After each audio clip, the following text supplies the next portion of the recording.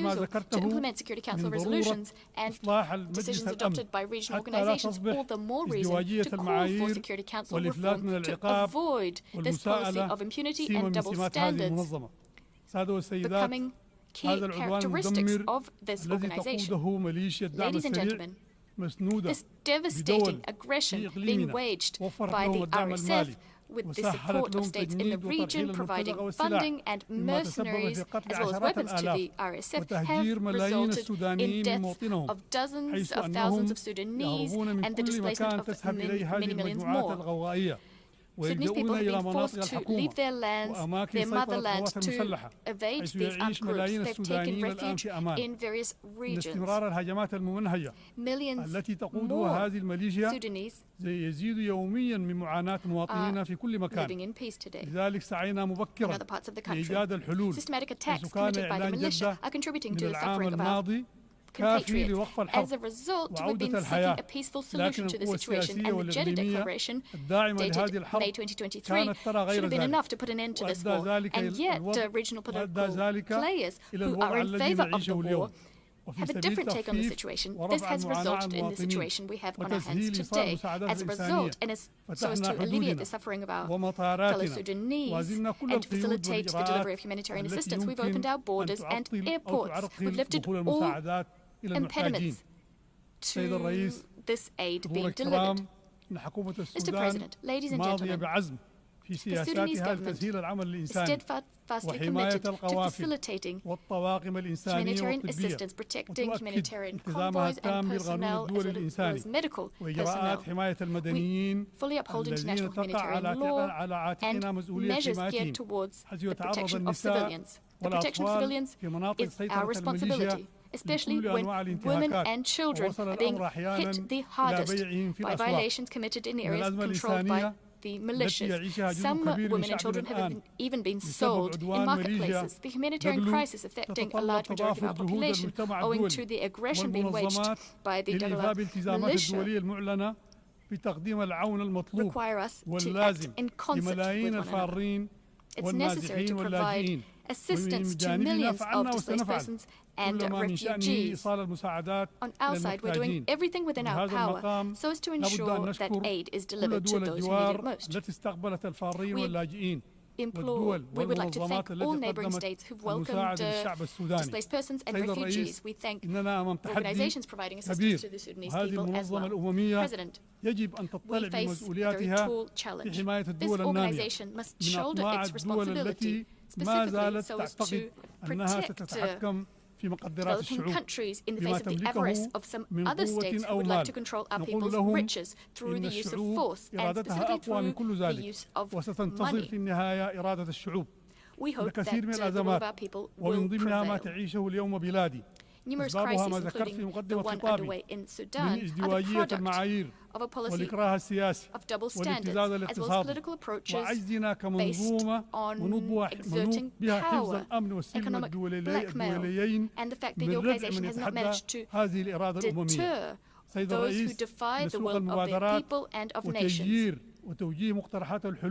threatening international peace and security. Mr. President, today, we have a marketplace of initiatives. Some of these initiatives serve narrow interests, and the corrosive effects of this are patently obvious.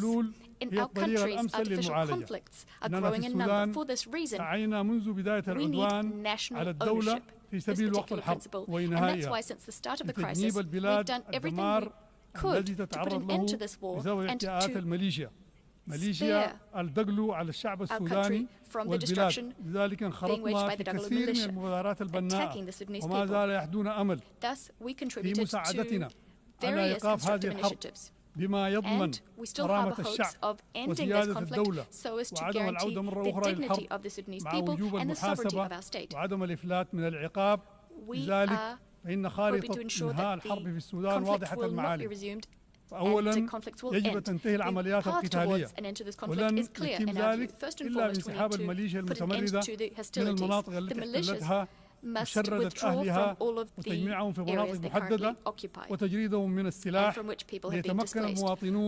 They must lay down their weapons so that people can go back to their homes and so that assistance can be delivered. This will also facilitate the reopening of roads, airports, and the resumption of production. Second, this end to hostilities must be accompanied with a comprehensive political process so that we can see through the political transition, avoiding the resumption وهي من أقدم مؤسسات الدولة تعمل بمهنية تامة ضد أي كيان سياسي ملتزمة تماما بعملية التحول الديمقراطي وحق الشعب السوداني في اختيار من يحكمه لذلك فهي حريصة على الوفاء بالتزامها الأول الذي ضربته بعد ثورة ديسمبر المجيدة في العام 2019 وفي تسليمها السلطة لأي حكومة توافقية أو منتخبة ولن تسمح بعودة النظام السابق الذي رفضه الشعب إلى سدة الحكم مرة أخرى تؤكد التزامها بالمساهمة الإيجابية في تسهيل عملية الانتقال إلى الحكم المدني كما تجدد حكومة السودان التزامها البحث عن السلام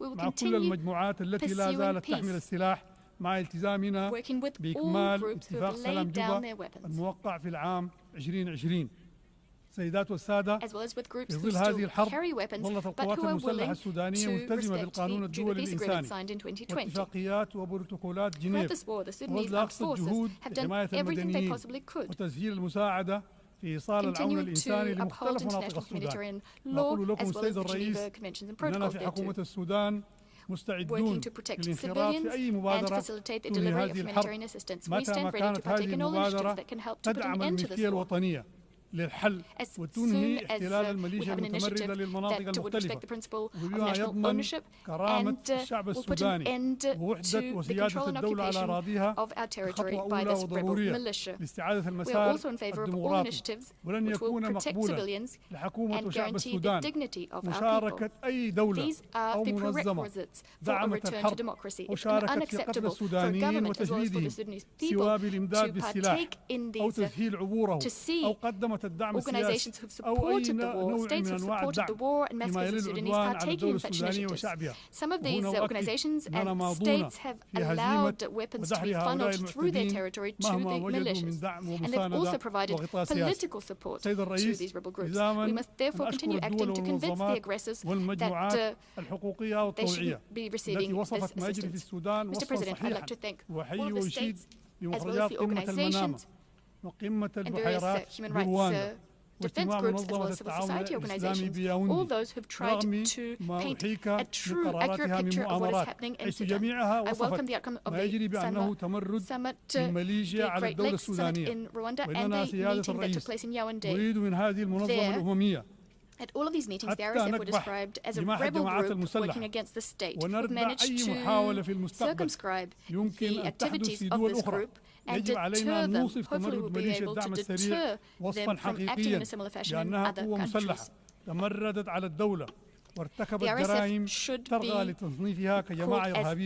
RSF should be called out for what they are. They've rebelled against the state. They're committing terrorist crimes and should be considered as such here at the United Nations. Mr. President, before I conclude, I'd like to reassert our position vis-à-vis the issue of Palestine and the right of the Palestinian people to establish an independent state within 1967 borders. It's necessary to put an immediate end to the aggression being waged in Gaza and in Lebanon. We also call for Palestine to become a fully fledged member of the United Nations. By way of conclusion, we'd like to extend our gratitude to all those who've supported us through these testing times.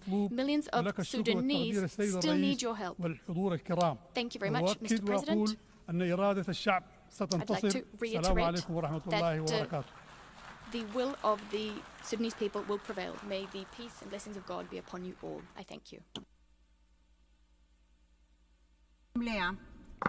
On behalf of the Assembly, I wish to thank the President of the Transitional Sovereign Council of the Republic of the Sudan. The Assembly will now hear an address by His Excellency Carlos Manuel Villanova, President of the Democratic Republic of São Tomé and Príncipe. I request protocol to escort His Excellency, and I invite him to address the Assembly.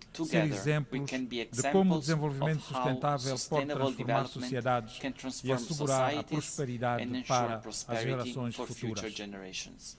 Por outro lado, Não podíamos deixar de mencionar a importância de se fortalecer as instituições multilaterais e garantir que todos os Estados, independentemente do seu tamanho ou poder econômico, tenham voz nas decisões globais.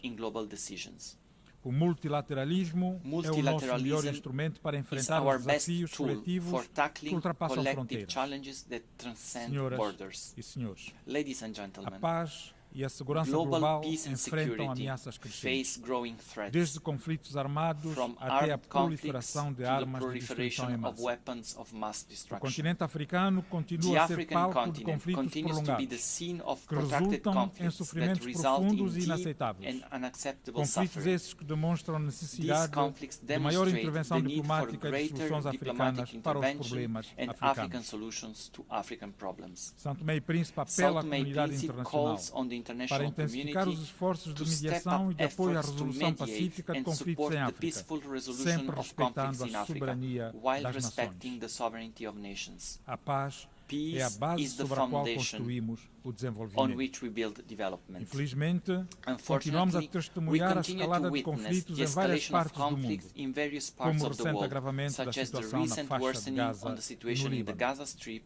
São Tomé e Príncipe reafirma o seu compromisso firme com os princípios da paz e dos direitos humanos e apela ao respeito pela soberania dos Estados e à intensificação dos esforços diplomáticos para a resolução pacífica de conflitos. Não pode haver desenvolvimento sem paz, e a paz só é possível com justiça. Excelências. O futuro que desejamos deve ser construído sob os alicerces da cooperação, da solidariedade e da compreensão mútua. A pandemia de Covid-19 demonstrou a interdependência das nações e a necessidade de respostas conjuntas para os desafios globais. Precisamos continuar a reforçar o multilateralismo, promovendo a partilha de conhecimento, de recursos e de soluções inovadoras. São Tomé e Príncipe reafirma o seu compromisso inabalável com os princípios que regem esta organização. Acreditamos que, através do diálogo e da cooperação, seremos capazes de enfrentar os maiores desafios do nosso tempo, desde as mudanças climáticas até a pobreza, passando pela promoção dos direitos humanos e da equidade. Senhoras e senhores, a Organização das Nações Unidas completa este ano 79 anos da sua existência.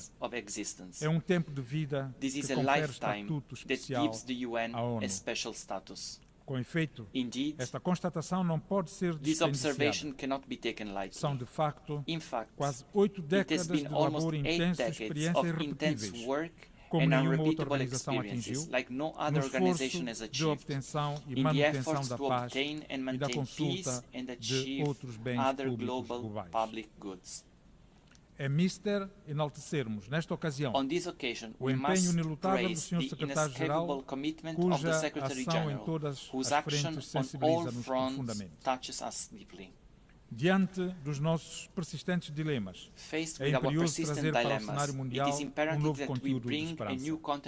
Este é um objetivo e um papel incontornável das Nações Unidas, mas essa missão é igualmente nossa. A aflição atual do mundo não é uma inevitabilidade. Se esvaziarmos as Nações Unidas e se cada Estado incorre no espírito de cada um lutar por si, então o resultado será deixar sem respostas problemas globais como as guerras, crises econômicas, crises ambientais, dentre outros males. O mundo mudou desde a criação desta organização. O sistema internacional, tal como as suas instituições, deve evoluir para refletir as realidades e necessidades do presente. Defendemos a reforma do Conselho de Segurança das Nações Unidas, para que ele seja mais representativo e eficaz na sua missão de manter a paz e segurança global. O mundo multipolar que hoje vivemos exige uma ONU mais inclusiva e dinâmica. Dizendo isto, saliento a necessidade de se pensar a África como parte do todo. Não podemos continuar com um Conselho de Segurança que reflete as estruturas de poder de 1945, um período em que a maioria dos atuais Estados africanos ainda estavam sob domínio colonial e, por isso, sem voz nos assuntos internacionais. Esta subrepresentação do continente está igualmente patente noutras estruturas de governança global, como são as instituições financeiras internacionais, e urge que se altere. Excelências. Também gostaria de aproveitar esta ocasião para fazer eco de um apelo que ressoa aqui nesta Assembleia há décadas: a necessidade de pôr fim ao bloqueio econômico, comercial e financeiro imposto contra a República de Cuba. Este bloqueio está ultrapassado e contrário aos princípios da coexistência pacífica e solidariedade entre as nações. O povo cubano tem demonstrado resiliência, mas é hora da comunidade internacional, em particular as Nações Unidas, intensificar os seus esforços para que essa injustiça seja corrigida, em nome da paz e da dignidade humana. Reafirmamos também o nosso apoio ao Marrocos e felicitar as iniciativas políticas desenvolvidas na busca de uma solução pacífica e credível para o diferente. Saudamos ainda os projetos estratégicos lançados pelo Reino de Marrocos, como o gasoduto Marrocos-Nigéria, e a iniciativa da África Atlântica, que refletem a visão da integração regional e crescimento sustentável. Excelências, ao concluir, gostaríamos de reafirmar que a nossa presença aqui é um testemunho da nossa fé nas Nações Unidas e nos seus ideais. Apesar dos nossos recursos limitados, trazemos à mesa global a nossa vontade incansável de contribuir para um mundo mais justo, mais seguro e mais sustentável. São Tomé e Príncipe está pronto para fazer a sua parte e continuar a trabalhar lado a lado com todas as nações presentes na construção de um futuro melhor para todos. Muito obrigado. En nombre de la Asamblea General, agradezco al presidente de la República Democrática de Sao Tomé y Príncipe. La Asamblea escuchará ahora un discurso de Su Majestad el Rey Letzi III, del Reino de Lesotho. Pido a protocolo que acompañe a Su Majestad, a quien invito a dirigirse a la Asamblea.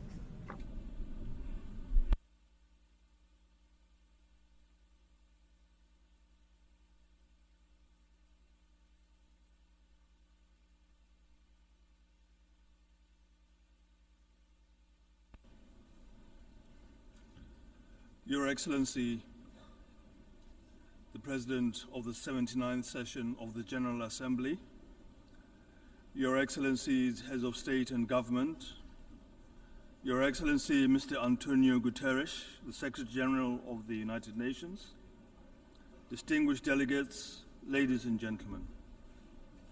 Mr. President, I wish to congratulate you on your well-deserved election to the office of President of the 79th session of the General Assembly. I am confident that with your vast experience and wealth of knowledge, you will successfully guide the Assembly to live up to its commitments.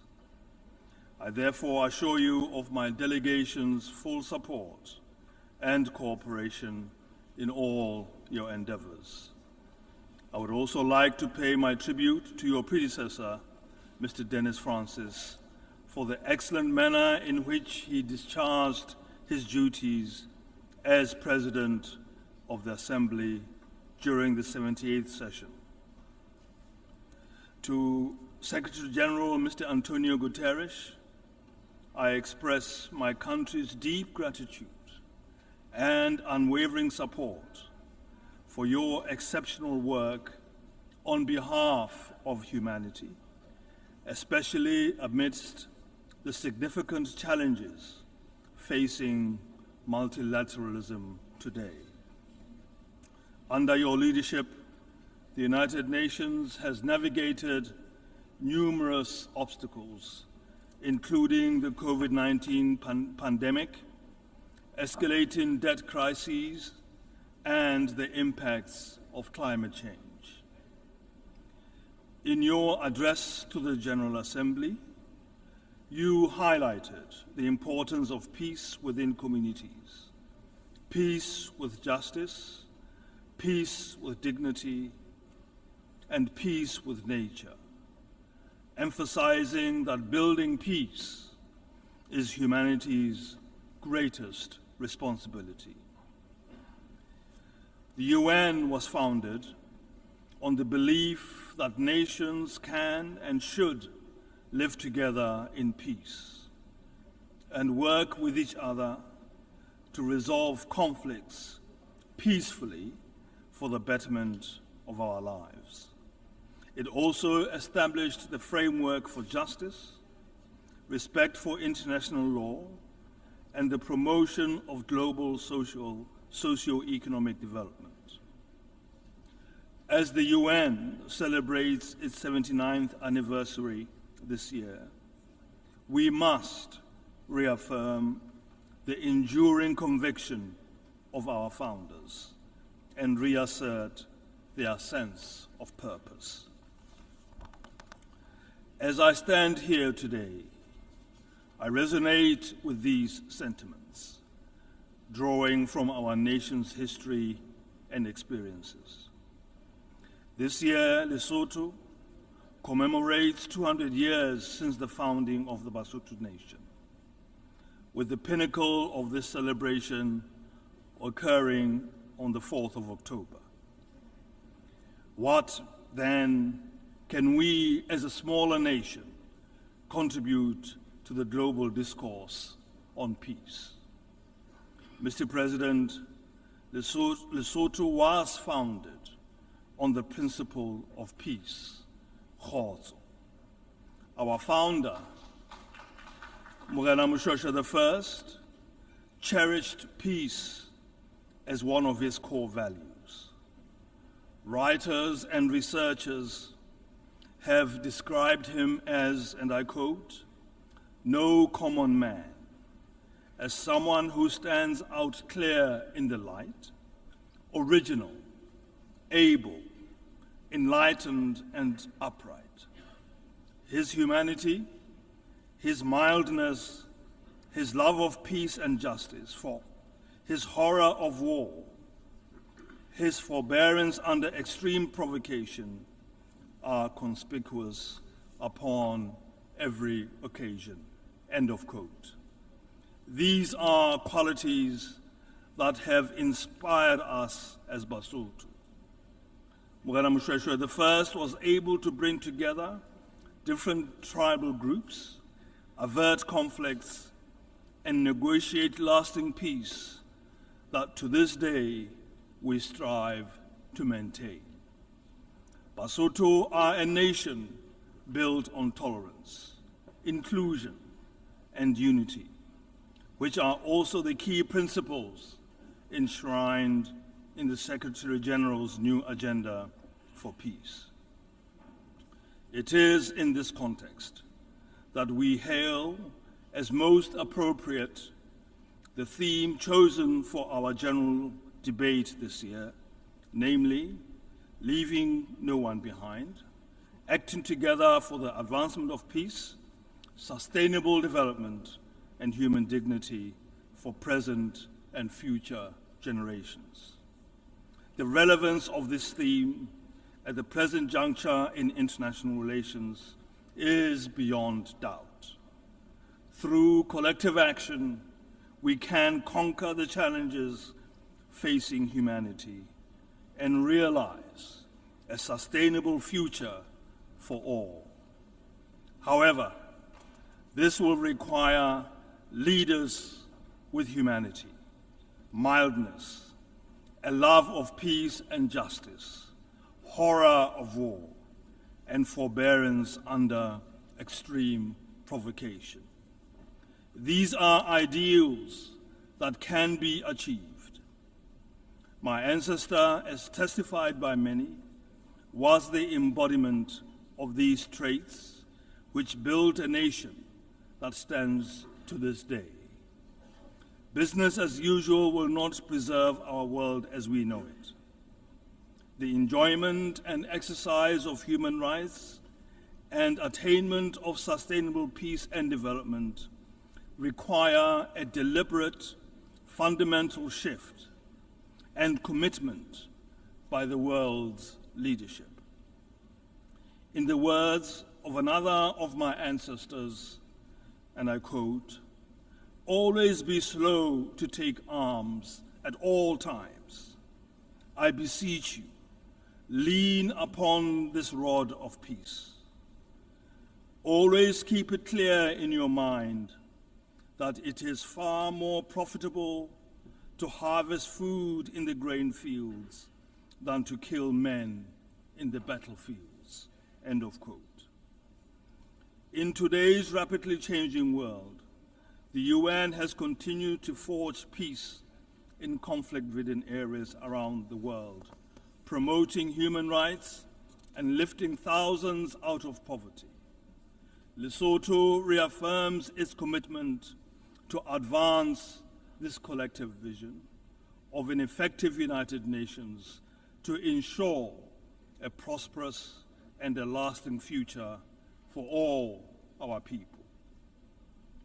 Mr. President, the world faces significant challenges as the deadline for achieving the Sustainable Development Goals approaches.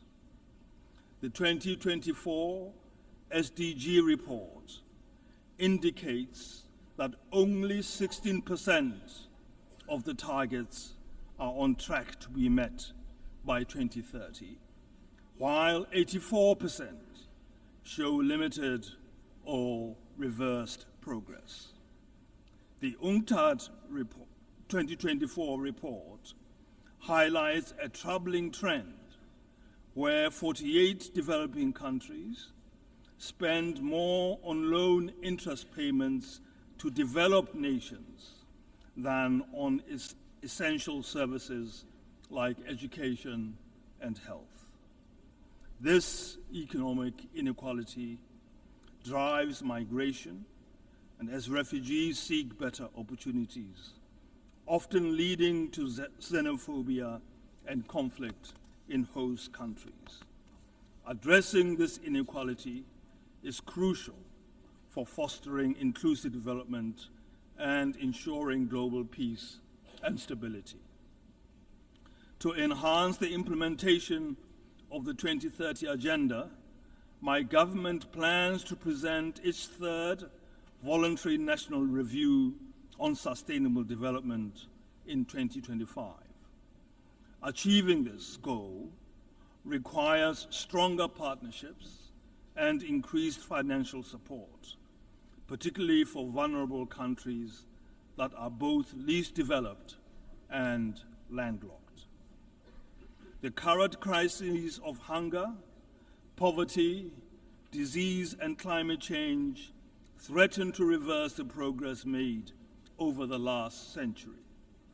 In Lesotho, climate change exacerbates environmental degradation, impacting agriculture, water resources, and energy supplies, leading to food shortages, which have compelled our government to declare a state of emergency in food security. However, we are committed to responding to these challenges by pursuing opportunities that will enable greater self-sufficiency for the country. Lesotho's stock in trade is a high-quality suite of renewable energy resources of sun, wind, and a plentiful supply of the purest mountain water. We are therefore in a position to establish a sustainable renewable energy and water economy. Our priority is to satisfy the deficit in our domestic energy demand and to export clean energy and high-quality water to the region. Our goal to fully meet commitments of the Paris Accord well in advance of 2050 will be attained, with the potential of Lesotho being among the first countries in Africa to be a fully carbon-neutral electricity generator. We seek our own opportunity to navigate our own way in this complex world. Mr. President, it is essential to restore dignity and hope for women, youth, and marginalized communities who continue to experience a disproportionate level of vulnerabilities and disadvantages. Gender equality and the protection of women and girls from violence are fundamental human rights that must be prioritized. The government of Lesotho has implemented policies and laws to address these issues in line with regional and international commitments. Additionally, we continue to combat diseases like HIV/AIDS, achieving significant progress with 95% of those living with HIV knowing their status, 94% receiving treatment, and 98% of those on treatment virally suppressed. Since 2010, we have successfully reduced new HIV infections by 74%, demonstrating our commitment to public health and social equity. Mr. President, global peace and security are under threat from terrorism, illicit arms flows, organized crime, cybercrime, and financial crimes, hindering progress towards sustainable peace. This worrying state of affairs demands collective and resolute action to protect global peace, security, and stability for the benefit of all humanity. Mediation has proven effective in saving lives, minimizing resource costs, and preventing infrastructure destruction while facilitating reconciliation between opposing parties. Despite the UN's focus on peaceful dispute resolution, political tensions among member states have limited its mediation efforts. It is therefore essential for the UN Security Council to take a proactive leading role in the mediation of disputes. To achieve this, the Council must adopt a multilateral approach, as we believe this is the only way to ensure transparency, impartiality, and a sense of ownership of the mediation process by the wider UN membership.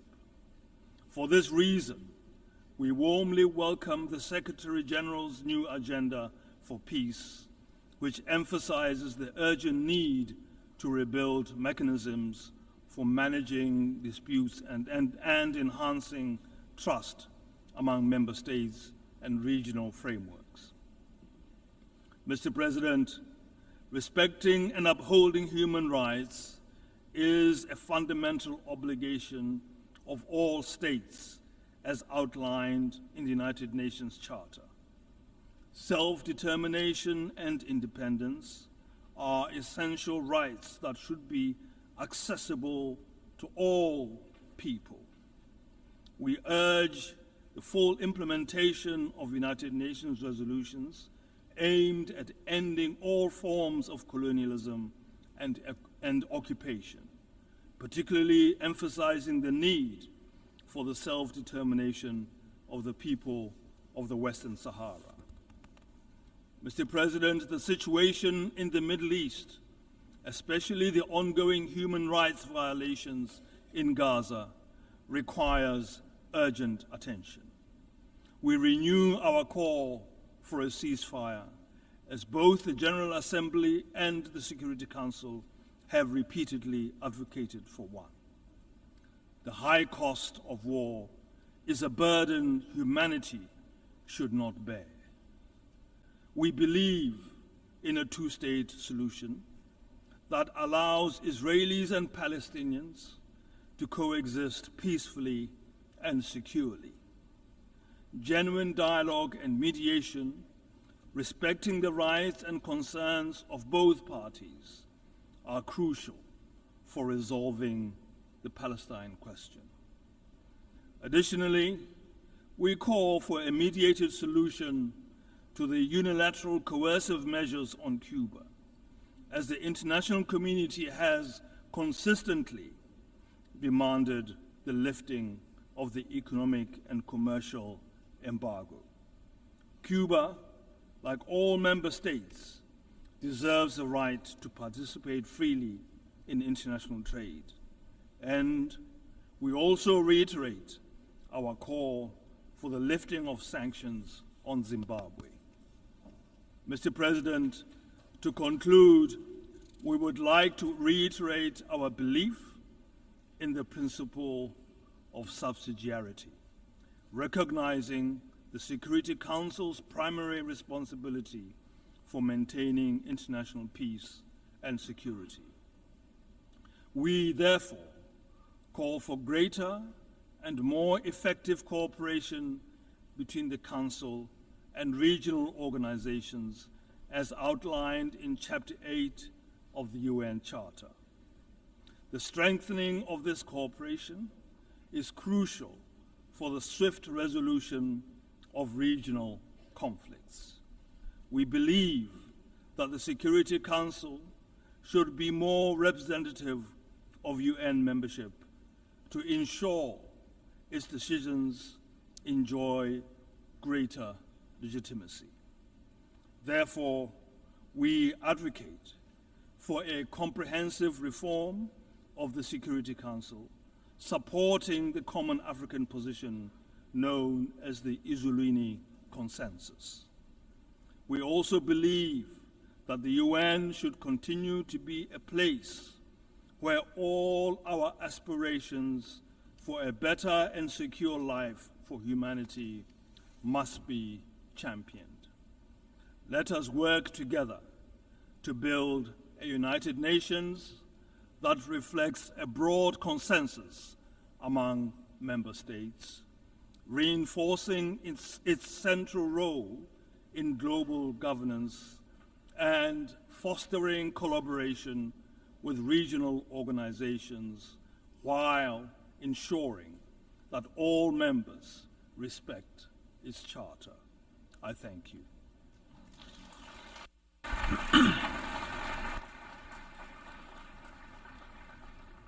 On behalf of the Assembly, I wish to thank the King of the Kingdom of Lesotho.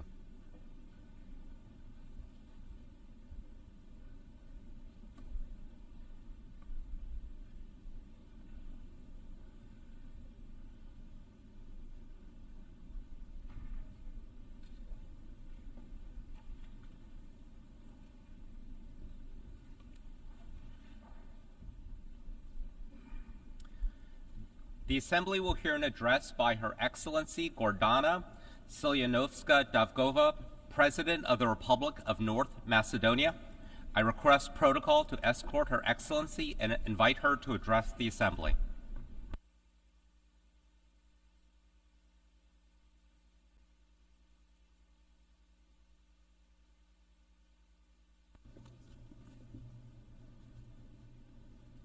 Почитуван председателе на Генералното собрание на Обединетите нации, ценити екселенции, дами и господа. Поупатените во македонскиот случај знаат за силите и харибдите низ кои помина и се уште минува мојата татковина, малата балканска држава, која што иако индиректно, како една од 6 конститутивни југословенски републики, учествуваше во создавањето на Обединетите нации, при приемот во ООН во 1993 година се соочи со голема неправда. Имено, таа беше примена од привремената референца поранешна Југословенска република Македонија, но и со дополнителен услов да преговара за изнаоѓање конечно решение за спорот за името. Во 2018 година беше потпишан и ратификуван Преспанскиот договор, пошто следува неуспешен референдум и уставни измени со кои Република Македонија формално правно стана Република Северна Македонија. Како професорка по уставно право и како поранешна членка на Венецијанската комисија, знам дека она што е легално не секогаш е праведно и легитимно, оти во случајот на мојата држава не се постапуваше во согласност со меѓународното и националното право, односно се заборави правото на самоопределување на секој народ, загарантирано со повелбата на Обединетите нации и Уставот на СФРЈ од 1974 година. Линијата која што го двои легалното од праведното понекогаш е само пукнатина, но друг пат е длабок јас, па дури и бездна. Тој јас, таа бездна, најчесто и најтешко ги погодува малите народи и држави, кои што се први жртви на силата, на судирот меѓу силата и правдата, оти може да биде непремослива препрека за остварување на правото на прогрес. Се разбира, новото име е формално правна реалност и мојата држава, Република Северна Македонија, како одговорна земја членка на Обединетите нации и на НАТО, ги исполнува меѓународните обврски, но членството во ЕУ, заради кое го прави тоа, не само што не се оствари, туку македонските граѓани сега се пред нов, повторно последен услов за уште една уставна измена, но не за членство, туку за почеток на преговорите и тоа повторпат. За нас, членството во ЕУ по 20 години преговори и дури 16 позитивни извештаи од Европската комисија наликува на господинот Годо. Оти го чекаме од 2005 година, охрабрувани од меѓународните представници со рефренот уште само овој услов, уште само оваа оставка, уште само оваа уставна измена. Така станавме суи генерис држава, со 36 уставни измени за 30 години, закотвена во етно-политички, во геополитичкиот регион, наречен Западен Балкан. Како миролюбива држава, посветена на добрососедството и на регионалната соработка, очекуваме разбирање и соработка со нашите соседи, без закана со вето, зашто каде што има вето, честопати нема правда. Ветото стана инструмент за билатерализација на евроинтеграцијата, односно нејзина стагнација, во услови на конфликт на европското тло, стагнацијата на евроинтеграцијата не само што ги демотивира македонските граѓани и ги забавува реформите, туку и го дестабилизира регионот на југоисточна Европа, оставајќи простор за продор на малигни империјални и великодржавни влијанија. Проширувањето мора да се врзе за меритократските копенхагенски критериуми и да се ослободи од ветоизацијата, врзана за обидот за ревизија на историјата и непочитување на националниот и културниот идентитет. Од нашите европски и стратешки партнери очекуваме разбирање и праведно деблокирање на процесот на преговорите за членство во Европската Унија, отфрлање на двојните стандарди и почитување на сопствените принципи и вредности вградени во основните уставни документи. Европската реунификација е како недовршена симфонија без нас. Европската Унија не е само политички систем, туку и политичка филозофија во која веруваат најголемиот број македонски и балкански политичари, актери и граѓани. Интеграцијата е моќен мотив и клучна сила за демократскиот развој, целосната интеграција на Балканот во ЕУ ќе стави крај на бескрајното прекројување на границите и на балканизацијата како феномен, но се разбира, балканските држави мора да се однесуваат според европските стандарди, регионално поврзувајќи се и соработувајќи. Драгоцено е искуството и очекувана е помошта на земјите од регионот, кои станаа дел од ЕУ, но и на оние кои што се натрасирани од Европски пат. Мора да научиме да се поддржуваме едни со други, како во случајот со ковидот, поплавите и пожарите, наместо да се блокираме на Европскиот пат. Homo Balkanicus може да биде Homo Europicus кога сака. Ценети екселенции, линијата која што го двои легалното од праведното се провлекува не само во македонскиот случај, туку и низ речиси сите прашања што се на агендата на Обединетите нации, вклучително и оние опфатени во темата на годинешнава генерална дебата, не оставајќи никого зад себе, действувајќи заедно за унапредување на мирот, одржливиот развој и човечкото достоинство за сегашната и за идните генерации. Соочени сме со големи прашања.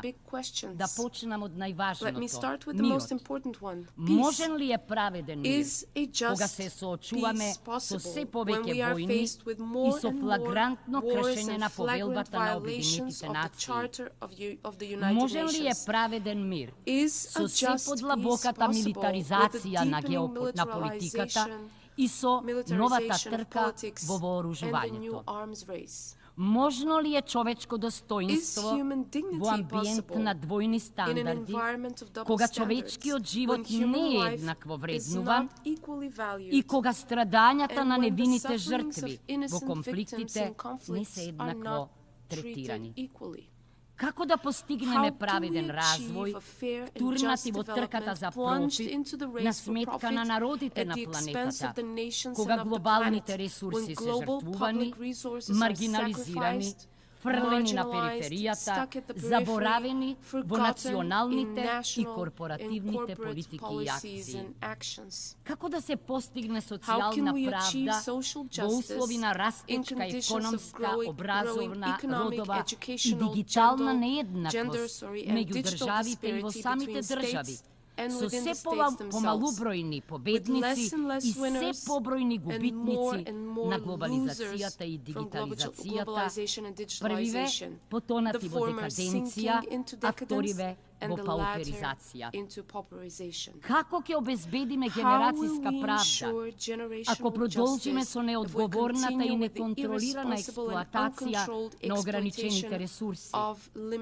Како ќе се создаде безбедна и одржлива иднина за нашите потомци, ако се продолжи со екоцидните производствени практики и конзумерски навики, што оставаат свет задушен од аерозагадувањето, затруен со пестицидите и затрупан со пластика. Со алармантното ниво на емисии на стакленички гасови, што забрзано водат до климатски промени со катастрофални последици, дали ние воопшто можеме да зборуваме за одржливост или пак треба да почнеме да размислуваме за преживување, способност за живење, sustainability versus habitability.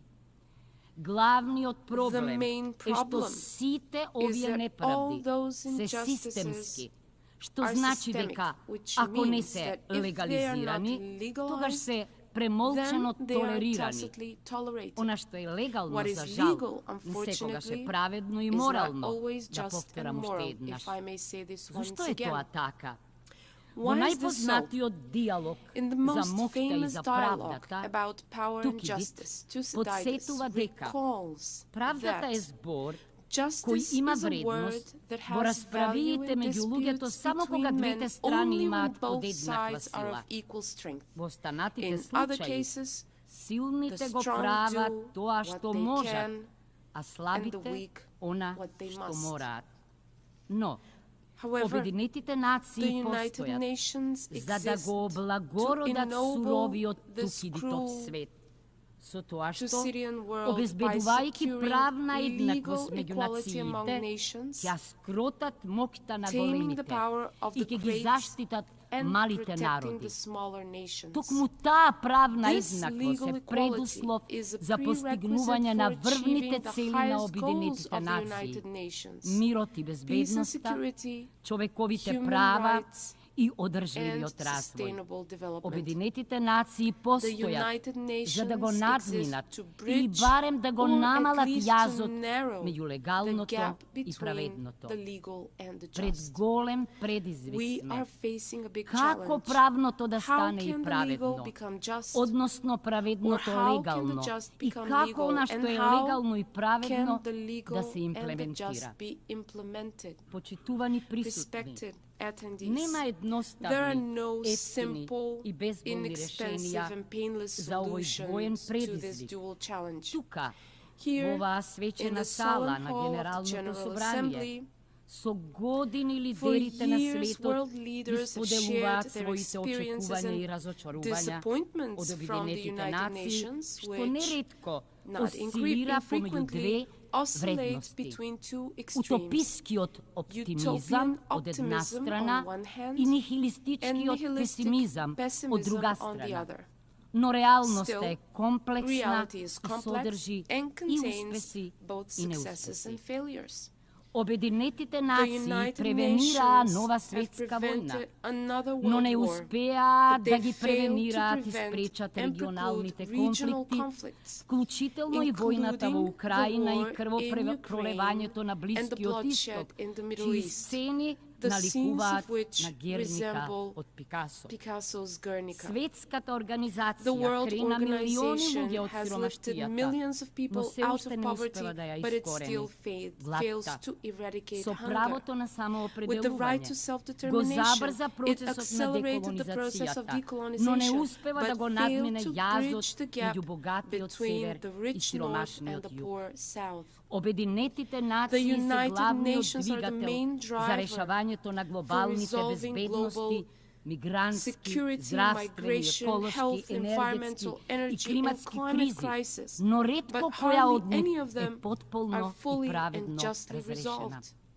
Резолуциите на ова Генерално собрание ја одразуваат волјата на мнозинството нации, но не секогаш се доследно почитувани. Меѓународниот суд на правдата е крајната инстанца на правда меѓу државите, а сепак неговите пресуди не секогаш се спроведувани, па дури и се третираат како совети. Светот минува низ бурна геополитичка, економска, научна, технолошка, индустријска трансформација во која човекот има огромно влијание врз планетата. Се плашам дека ја уништува еденската градина и дека повторно ќе биде избркан од неа, ако не му помогнат Обединетите нации. Но надлежностите, структурите и процедурите на Обединетите нации како да се замрзнати во времето на нивното основање во 1945 година, наместо зголемена соработка и акција за горливите прашања, се интензивира геополитичкото ривалство и новата трка во вооружување, што забрзано не турка кон состојба што наликува на нова втора студена војна и на Орвеловиот свет. Ретко кога Обединетите нации ни биле толку потребни како денес, а сепак ретко кога Обединетите нации биле толку политички маргинализирани како што се денес. Дами и господа, почитувани колеги, за да се надмине оваа политичка маргинализација, потребен е нов дух на мултилатерализам, што ќе ги ублажи геополитичките ривалства и ќе ја зголеми довербата и соработката меѓу државите околу споделените предизвици. Тој мултилатерализам се потпира врз три столба. Првиот и доследното почитување на повелбата на Обединетите нации и на меѓународното право кое што постои за да ги заштити послабите од предаторските инстинкти на посилните. Во овој контекст, македонската држава цврсто стои на ставот дека територијалните претензии и обидот да се стекне територија со сила се флагрантно кршење на повелбата на Обединетите нации. Кога опасните преседани остануваат неоспорени, тие се трансформираат во толерирани практики што го загрозуваат светскиот мир и безбедноста. Затоа, ние ги поддржуваме заложбите за одржлив, праведен и траен мир во Украина, втемелен врз меѓународното право, вклучително и повелбата на Обединетите нации на тој план. Целосно се согласивме со заедничката надворешна и безбедносна политика на Европската унија. Ова е важно за нас, бидејќи војните и конфликтите се одразуваат и на мирот и стабилноста на југоисточна Европа и Западниот Балкан, на мултилатерализмот зависи и од почитувањето на меѓународните договори. Како држава посветена на добрососедството и регионалната соработка, ние ги почитуваме билатералните договори со нашите соседи и очекуваме и нашите соседи да ги почитуваат договорите без да го злоупотребуваат правото на вето. Вториот столб на мултилатерализмот е доследното спроведување на целите за одржлив развој и на сродниот Париски договор и рамката од Сендај за намалување на ризиците од катастрофи. На национален план, со поддршка од Обединетите нации и од нивните агенции, ние ја вклучуваме агендата 2030 во нашите долгорочни развојни стратегии, политики и закони. Високо на нашата агенда се климатската акција и зелената и праведна транзиција, родовата еднаквост и борбата против дискриминацијата на жените и девојките, како и вклучувањето на младите во процесите на одлучување. 2/3 од целите за одржлив развој се директно поврзани со европското законодавство, па Обединетите нации ни помагаат во спроведувањето на европските реформи и за тоа сме им благодарни. Третиот столб на новиот мултилатерализам го гледам во поголемата посветеност кон реформа на Обединетите нации, што ќе биде суштинска, а не козметичка и корективна. Реформи што ќе го отклучат потенцијалот на Обединетите нации и ќе овозможат гласот на секоја држава, голема и мала, да биде еднакво слушнат и вреднуван. Првата група реформи треба да помогнат во усогласување на Обединетите нации со новите предизвици и новите развојни приоритети. Се почестите екстремни временски појави, предизвикани од климатските промени, се само предигра на тоа каква иднина не очекува нас и нашите потомци, доколку од корен не се промени односот на човештвото кон природата и планетата. Потребен ни е нов општествен договор, како што вели Жан-Жак Русо, но и нов природен договор, natural contract, како што вели Мишел Сера, со кој природата ќе третираме како партнер.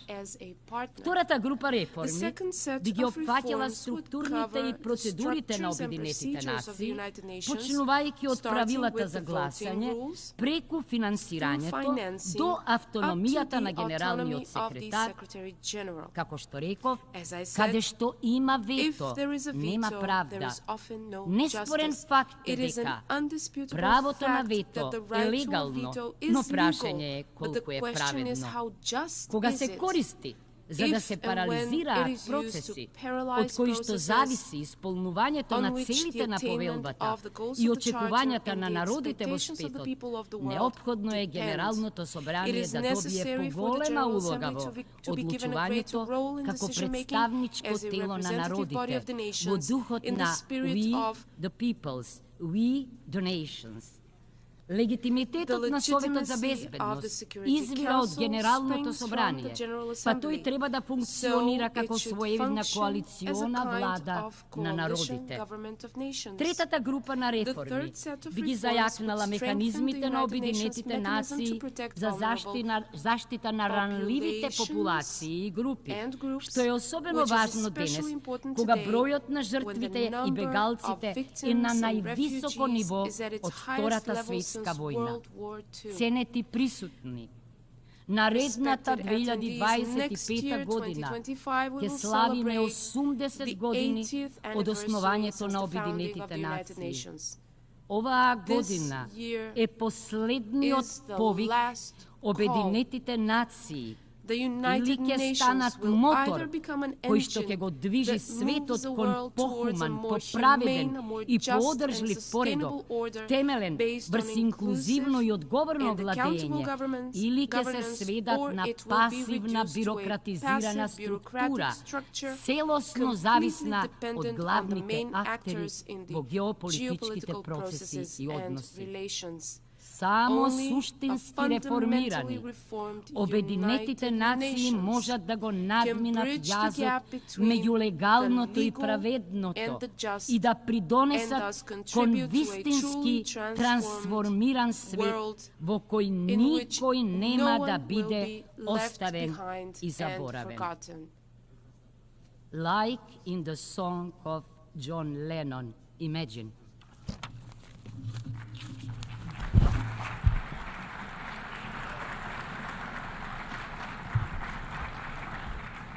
On behalf of the Assembly, I wish to thank the President of the Republic of North Macedonia.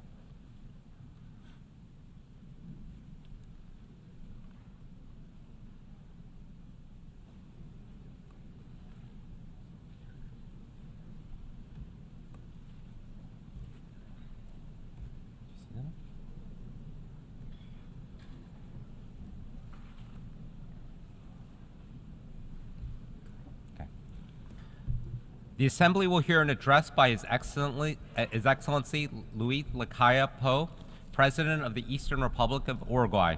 I request protocol to escort His Excellency and invite him to address the Assembly.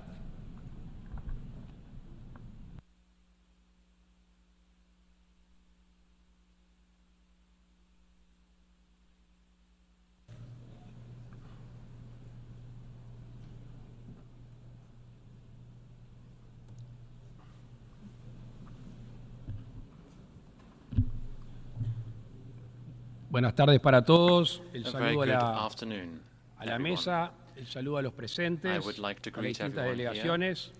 Hoy es mi último discurso aquí como presidente en la Asamblea. Quiero aprovechar para saludar a todos los funcionarios, a toda la organización y especialmente a la delegación uruguaya que ha trabajado en estos años en equipo ante las Naciones Unidas. Como última intervención he estado revisando mis anteriores discursos.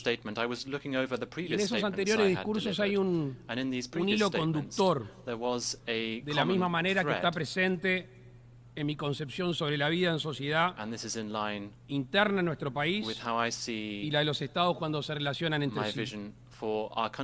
Este concepto es la libertad con responsabilidad, la libertad responsable.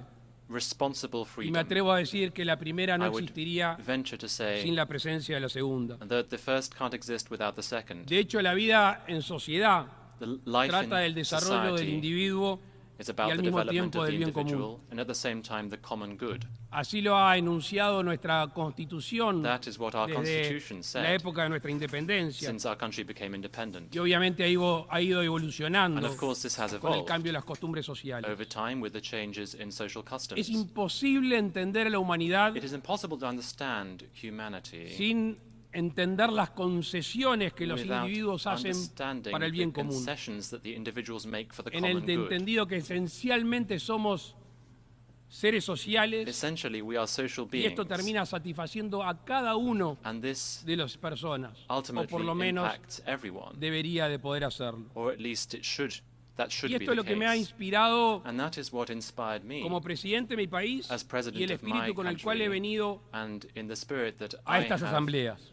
come with to this assembly. Estoy convencido que la globalización I'm se va a profundizar convinced that cada vez globalization will más only continue y further. esta es una excelente And oportunidad this represents an excellent opportunity para entendernos más, to understand para ourselves conocernos better más y para aprovechar las sinergias and to take del advantage encuentro de of the distintas culturas. synergies that can be taken Eso va a ser advantage of when posible different siempre y cultures cuando meet. This can be the seamos case tolerantes provided that y we are respetuosos del tolerant país de aquellos que piensan distinto. and respectful of those who may think differently from us. Al mismo tiempo, At the same tenemos la time, obligación de profundizar we must also el criterio de libertad y de justicia, deepen the criterion of sobre freedom todo aquí, and justice, en el ámbito in particular internacional. here at the international stage. Y para que eso sea posible, For this to be todos debemos de possible, hacer el esfuerzo en la medida de nuestras we posibilidades. must all make this effort as far as we are able to. Esfuerzo o concesiones, por supuesto, que no The signifiquen efforts to ni make pérdida de libertad, ni concessions, of pérdida de course, that doesn't mean independencia, the loss of ni freedom or pérdida de independence soberanía. or the loss of any sovereignty. Al mismo tiempo son At the necesarios same mecanismos time, we also need justos, to have fair donde el derecho internacional se aplique where international a law todos is por igual, applied to all equally, sin importar el tamaño del regardless país of the country's y size sin importar el poderío económico. and regardless of the country's economic power. Tenemos que colaborar en construir un We must derecho work together to internacional build international law, creíble y which sólido. is credible and robust. Acuerdos, tratados, Agreements, convenciones, treaties, documentos conventions, que documents se firmen that are y que no se signed cumplan and are not solo colaboran implemented en erosionar a este only derecho tan frágil como es leads to weakening el derecho internacional. international law.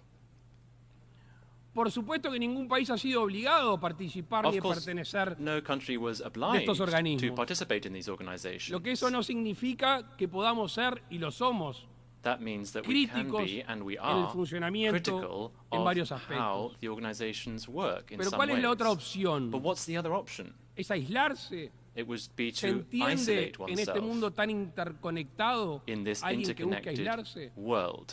Bueno, ¿verdad que no?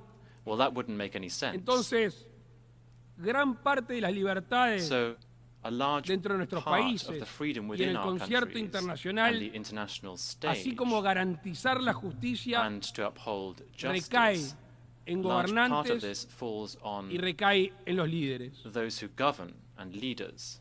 Y en este mundo moderno donde And los in discursos this modern world, generan acciones, where speeches lead to actions, un líder importante, un gobernante importante, con important su sola palabra leader, ya genera just with what they consecuencias say, positivas can lead to o negativas, positive or ya sea en su negative país o en el concierto repercussions in their country or indeed internacional. beyond. Y eso nos obliga a ser mucho más That means cuidadosos that we must be much more al careful momento de poder estimular la unidad when we y no try la to desunión interna ni entre las stimulate naciones. unity and not division within and beyond nations. La dinámica política ha llevado a que algunos líderes hagan de la división una herramienta Politics has meant that some para llegar al leaders have poder used division as a y para tool mantenerse en to él. reach power and to stay in power. Porque claramente una cosa es defender Because, of creencias y course, valores propios there's one thing to defend o de un one's own conjunto de beliefs individuos or those shared by y some otra individuals, and it's quite es another atacar thing las creencias to attack y la vida others' de otras beliefs and others' way comunidades. of life.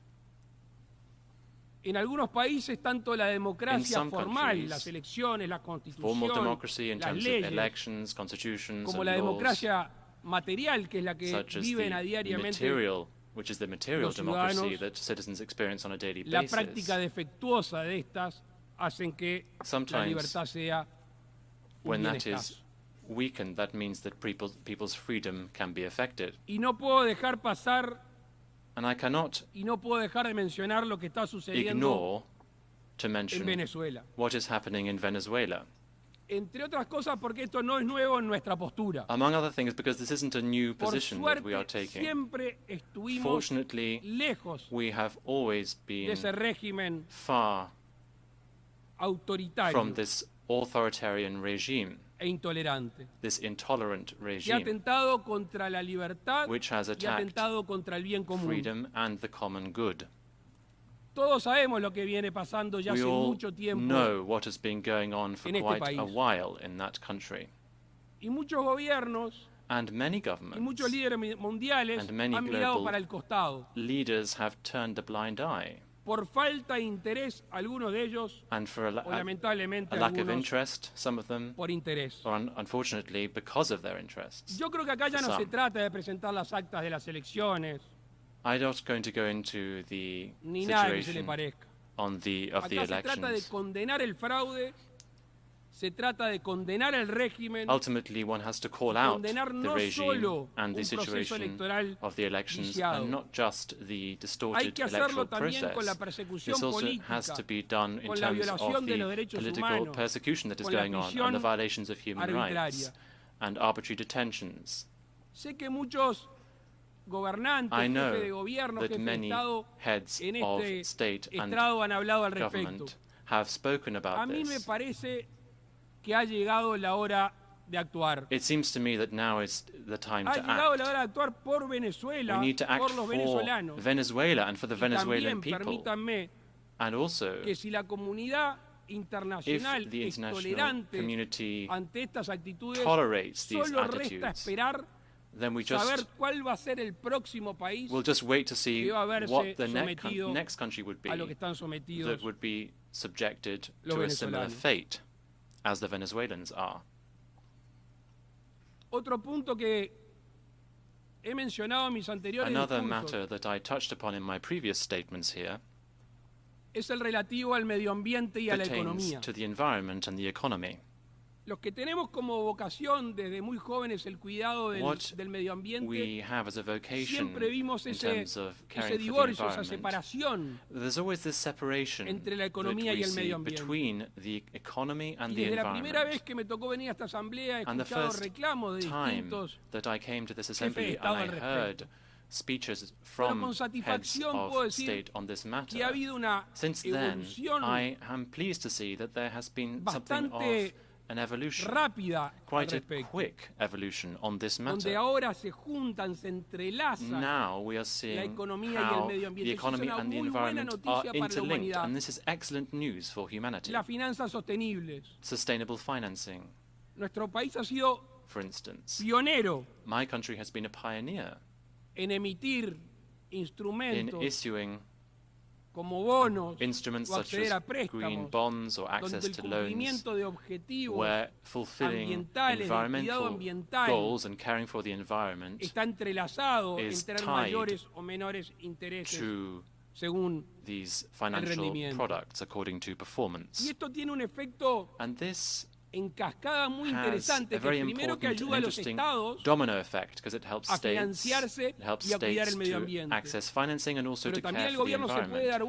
vuelta But also governments can y then premiar o exigir a los reward productores, a los industriales, producers and those in de industry que for good teniendo una behavior, economía limpia también se va a for acceder caring for the a environment and for mejores creating a posibilidades clean economy. And cuidado ultimately that y de will obtención de lead prosperidad. to greater benefits in the future. Hace algunos minutos hablé del concepto de justicia I en mentioned el a few derecho minutes ago the internacional. concept of justice and international law. Derecho que tiene un escaso poder coercitivo Now this o con law distinta aplicación is según de quién se applied trate. differently in different Hay países cases. contaminantes por excelencia There are countries who y pollute, habemos países que estamos haciendo un enorme esfuerzo and por we see revertir procesos some countries y al who mismo are tiempo making regenerar major el ecosistema. efforts to try to improve their Para que ese environmental camino situation. sea transitable a mediano y largo In order plazo, for this path to be sustainable in the medium and long se term, deben cumplir tanto los objetivos internos de mejora de los the procesos, goals de cada domestically país, should be y al fulfilled mismo for each tiempo country, and at the same time, asumir los compromisos countries económicos need to por parte de shoulder los países economic que lo han hecho. commitments. Más que asumirlos, cumplirlos. And in addition to just undertaking commitments, they Porque la have to ausencia de fulfill ese them. cumplimiento Because lo único que in the trae absence aparejado of es el this desestímulo implementation, ultimately en el that would cuidado lead del to ecosistema. a loss of stimulus in caring for the environment. Por último, quiero comentar Lastly, otro punto que también I just wish to mention one he other mencionado point aquí, that I have sobre also el cual touched upon previously. no ha habido un cambio positivo. And on this there hasn't been much positive Y change. estoy convencido que no es posible I'm convinced that it is not gozar possible plenamente de la libertad to en la fully comunidad internacional enjoy freedom in the si no hay international libertad de community comercio. if there isn't the freedom of trade. if there isn't free trade. Proteccionismo ha sido un freno Protectionism al desarrollo de nuestros has pueblos, hindered the development of our generando un peoples. círculo It has led vicioso to a vicious donde cycle se estimula el aislamiento where y se estimula el isolation is proteccionismo being stimulated and ante esas barreras protectionism is being se stimulated levantan. given these barriers that are being erected. Tenemos que tener como rumbo un mundo más abierto We have to aim a los for bienes y servicios de a more otros países. open world for other Eso no countries' goods and significa de ninguna services. manera And that does not descuidar in la any economía way doméstica. mean neglecting Es the domestic posible tener economy. políticas It is possible aperturistas to y al have mismo tiempo open-facing policies in terms políticas of de trade estímulo and also a lo nacional. stimulate the Tenemos domestic que economy. construir un mundo más We have abierto to build si a es que more realmente open creemos world en la igualdad de if we really oportunidades. believe in the equality of opportunities. La contracara de esto es claro. The Es la reverse case imposibilidad o es la would be renuncia clear. a generar riqueza, That is to say, a generar we would trabajo, not al be fin y able al to cabo, generate wealth and a generate generar jobs, prosperidad. and ultimately not be able to generate prosperity Quiero if we do not repetir do hoy this. I wish to un repeat concepto que dije al today terminar una de mis a concept that I participaciones aquí en mentioned esta in one of my asamblea. previous statements to this assembly. Todos somos uno. We are all one. Y en aquel momento refería a lo que nos había, at si that es que era point, necesario, was nos había enseñado referring la pandemia. To Si es the que alguno lessons of todavía the pandemic. no se había percatado. If some people hadn't noticed that at the time. Con lo cual, además de ser una afirmación de sentido común, Ultimately, this is an affirmation yo creo que a of esta common altura sense. funciona o debería de funcionar como una guía And I think it should also be a cotidiana compass para el for us ejercicio in del our daily gobierno, work as we tanto en lo interno exercise como en la power, both vinculación domestically bilateral and also in our o bilateral multilateral. relations and in the multilateral Créame domain as que estoy well. convencido Believe me, I am convinced que progresaríamos mucho más that we rápido will progress y much more progresaríamos quickly mucho más unidos. and much more Muchas united gracias. if we do this. Thank you.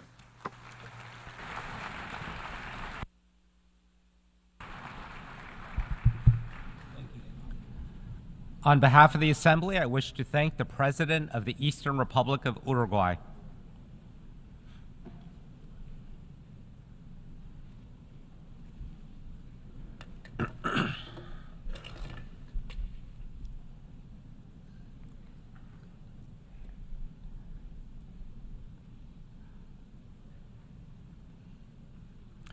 The Assembly will hear an address by His Excellency Ratu Williame Mavalili Katunavere, President of the Republic of Fiji. I request protocol to escort His Excellency and invite him to address the Assembly.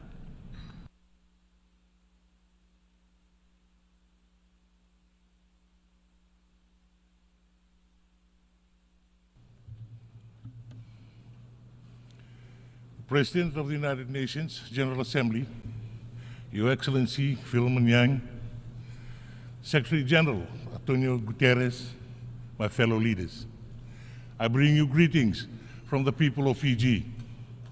I would also like to offer sincere congratulations to you, Mr. President, on your election to your high office, and we wish you well in the discharge of your important duties.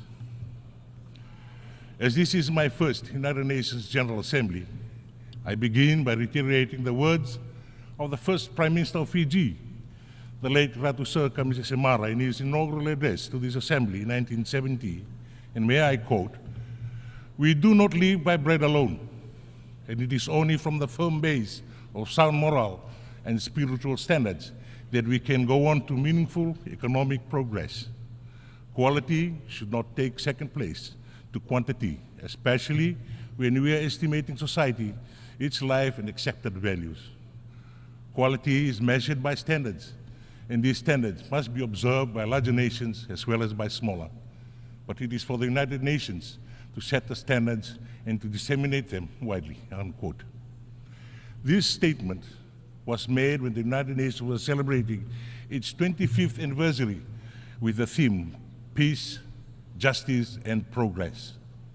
In this Assembly, 54 years later, the theme of the 79th session, Unity in Diversity for the Advancement of Peace, Sustainable Development, and Human Dignity for Everyone and Everywhere, echoes similar sentiments.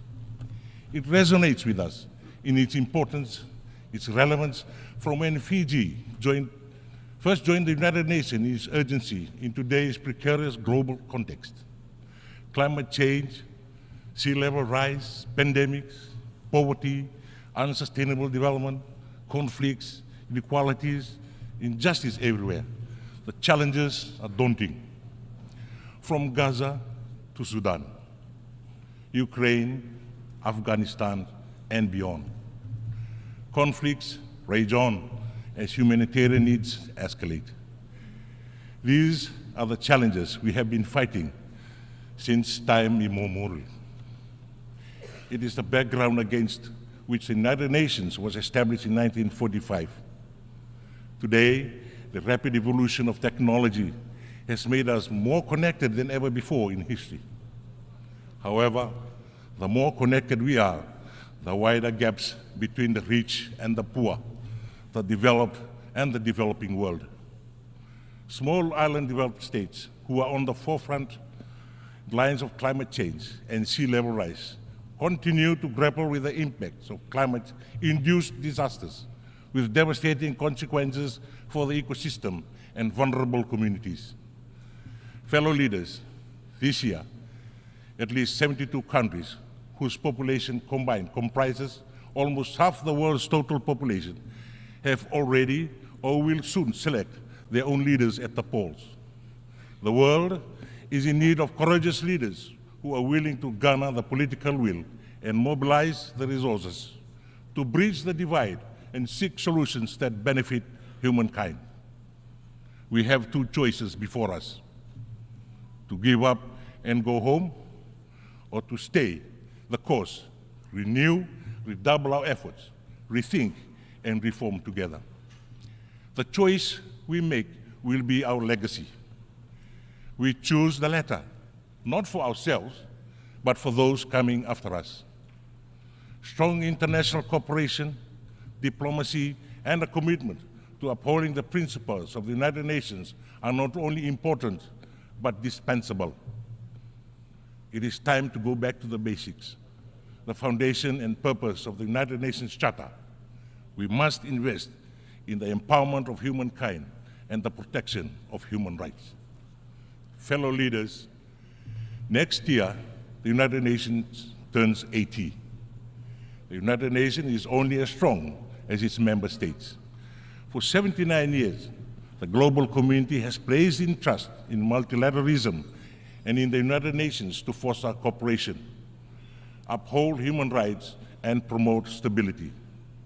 We now live in an age of distrust, fueled by the increasing disconnect between people's expectations and inadequate responses to the multilateral system.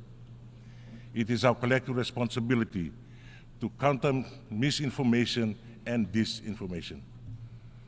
Trust is a prerequisite for effective multilateralism. The continued success of multilateralism is critical. There is more to be done to ensure the voices of our countries are heard. An inclusive and responsive multilateral system must be able to respond and adapt to the challenges of today. The stakes are high for developing countries, including small island developing states and least developed countries that can continue to be left behind in the development race as we grapple with multiple crises. Despite our limited resources, the unfairness of the global governance system, and obvious inequalities, small island developing states continue to forge ahead. We do not have the luxury of time, nor can we justify inaction. Building economic resilience is a requirement for sustainable development in small island developing states. Recovery from the frequency and magnitude of climate-related shocks, including disaster, are a costly affair. Mobilizing the upfront funding needed for adaptation remains a challenge as resources are focused on recovery and reconstruction. The adoption of the multidimensional vulnerability index for small island states opens a new chapter in the ongoing effort to safeguard the future of vulnerable developing countries. Mainstreaming multidimensional vulnerability index into existing practice with policies will help ease the economic burden for small island developing states when needed the most. Fellow leaders, cultivating a culture of peace is now more urgent than ever. The Blue Pacific continent knows the value of peace, having lived through its horrors of its absence. Our oceans and its diverse and vibrant lands have been a theater of the 2 world wars and a testing ground for the most dangerous weapons, the impacts of which are still felt today. Yesterday, the 25th of September, there was an unilateral test firing of ballistic missile into the Pacific Ocean. We urge respect for our region and call for cessation of such action. Under Principle 4 of the Ocean of Peace, as was endorsed by the Pacific leaders in Tonga last month, our statement reinforces the Pacific's peaceful example to uphold international law and urge others to refrain from actions that undermine peace and security in the Blue Pacific. Under Principle 12, the Oceans of Peace sets and champions the rules of responsible, peaceful, and deconflicting behavior. Fiji may be a small state, but through our leadership and stewardship roles in the region, we make a profound contribution to regionalism and multilateralism. Fiji's first ever foreign policy white paper builds on 3 interconnecting themes of Fiji's foreign policy: sovereignty, security, and prosperity. Fiji's National Development Plan for 2025 to 2029 envisions empowering the people of Fiji through unity, based on the pillars of economic resilience, people empowerment, and good governance. True to the spirit of multilateralism, our bilateral, regional, and multilateral development partners are a key part of our efforts. We commit to the principles of the 2050 strategy for the Blue Pacific continent and to the Pacific leaders' vision of a prosperous Blue Pacific continent. Fellow leaders, as a large ocean state, Fiji is a proud advocate for the United Nations Convention on the Laws of the Sea. Fiji has signed and will ratify the agreement on biodiversity beyond national jurisdiction in the lead-up to the Third Nations Oceans Conference in France.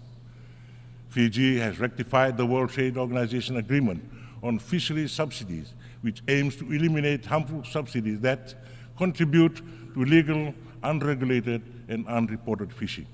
We call for a concerted effort at the World Trade Organization to finalize Part 2 of the Fisheries Subsidies Agreement that addresses subsidies to overfishing and overcapacity. Fiji reiterates the importance of understanding the vast ocean space, guided by science and data, in order to undertake risk-informed decisions. As the global community prepares for the climate COP in Baku, Azerbaijan, we call on countries to work together with the United Nations to implement the outcomes of the global stock undertaken in COP28. Deep, rapid, and sustained reductions in greenhouse gas emissions in line with the 1.5 degrees Celsius must be vigorously pursued and accelerated. The phase-out of unweighted coal power, transitioning away from fossil fuels in energy systems, will contribute to the achievements of net zero targets by 2050. Both adaptation and mitigation finances require a substantial increase. We call on states to commit to finalizing the new collective quantified goal and address glaring gaps in climate finance. The momentum from COP27 and COP28 on the Loss and Damage Fund and the Santiago Network must be accelerated in order to protect vulnerable communities who stand to lose most from the climate crisis, particularly in small island developing states and least developed countries. By 2050, around 240 of our coastal communities will be displaced due to sea level rise. 42 communities are in urgent need of relocation.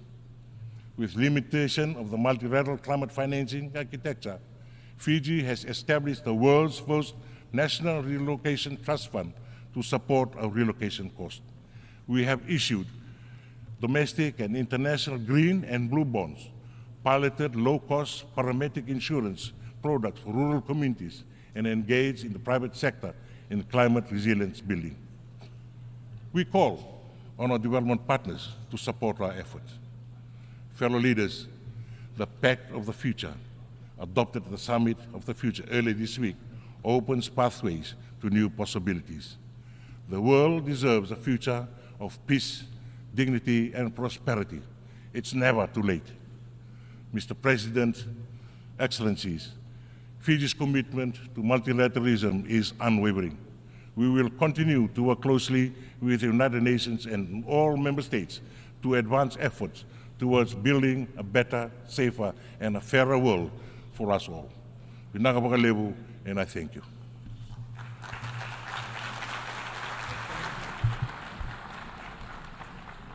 On behalf of the Assembly, I wish to thank the President of the Republic of Fiji. The Assembly will continue its consideration of Agenda Item 8, entitled General Debate. The Assembly will hear an address by His Excellency Teodoro Ngema Obiang Mangwe, Vice President in charge of National Defense and State Security of the Republic of Equatorial Guinea. I request protocol to escort His Excellency and invite him to address the Assembly.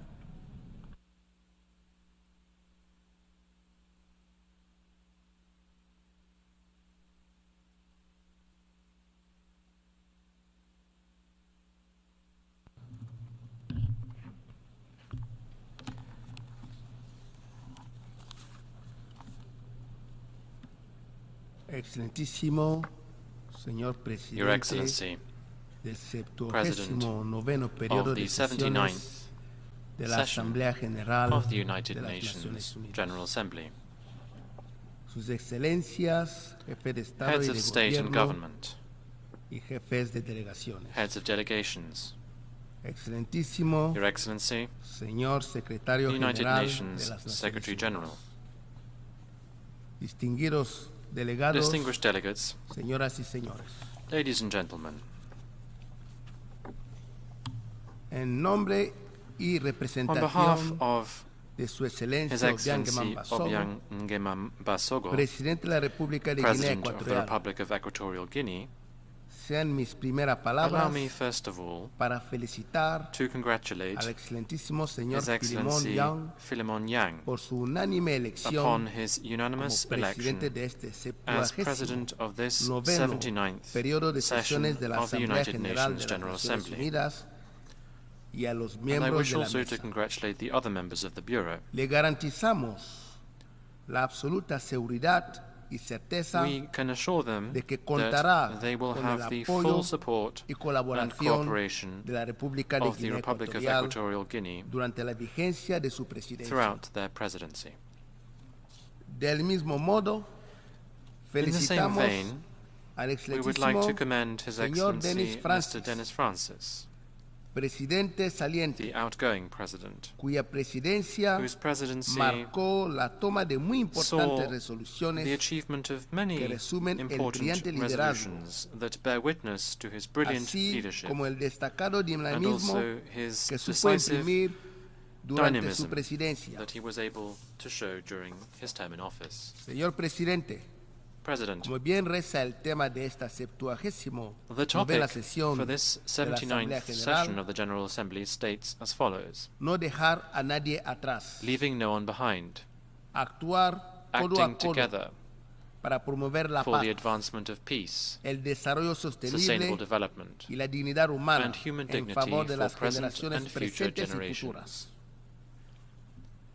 Un tema That is que a está en theme consonancia that is con la very actualidad pertinent mundial, given the current state of que affairs around encierra the world, enormes desafíos globales including major global como los challenges conflictos bélicos, such as wars, la exacerbación de la the existencia de grupos armados, existence of armed el groups, terrorismo, terrorism, las crisis generadas crises por el brought cambio about by the climático, effects of climate change, las bandas criminales organizadas, organized criminal gangs, la perspectiva de nuevas the crisis possibility sanitarias, of emerging health las crises, discriminaciones, discrimination, así como la crisis and the alimentaria food crisis como consecuencia de los as a conflictos result armados of armed que la provocan conflicts that trigger it o son susceptibles or de provocar may hambrunas leads to hunger in different countries.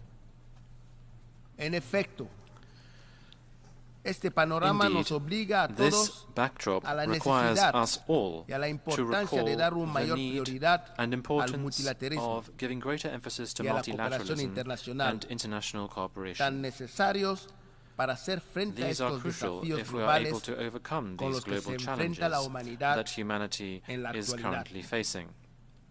Así como llevar a cabo la promoción del crecimiento económico sostenido y desarrollo sostenible de conformidad con las resoluciones pertinentes de la Asamblea General y las conferencias recientes de las Naciones Unidas. Guinea Ecuatorial se mantiene inalterable en su posición ante los conflictos que se registran actualmente en todas las regiones y algunos países de la necesidad de priorizar la búsqueda por todos los medios, la pacificación y prevalencia de la paz en el mundo, ensure the prevalence of peace throughout the world by using preventive diplomacy, negotiation, and inclusive dialogue at all times to put an end to these conflicts. Lanzamos un llamamiento we call upon those countries that are immersed in the current conflicts and all governments who directly or indirectly are involved in said conflicts as a result of geostrategic, economic, neocolonial or other interests. We call on all of these countries to prioritize dialogue and inclusive negotiations in a realistic and pragmatic manner so as to resolve these conflicts. La proliferación de tantos conflictos en todas las regiones del mundo es la mayor evidencia de la obsolescencia y capacidad e ineficacia que a día de hoy ha resultado ser el Consejo de Seguridad de las Naciones Unidas. Lo que se ve en la actualidad de este órgano decisorio son las luchas por intereses geoestratégicos que dificultan cada vez más la toma de decisiones unánimes que permitan resolver estas situaciones de conflictos y aliviar el sufrimiento de las poblaciones y la pérdida de vidas inocentes.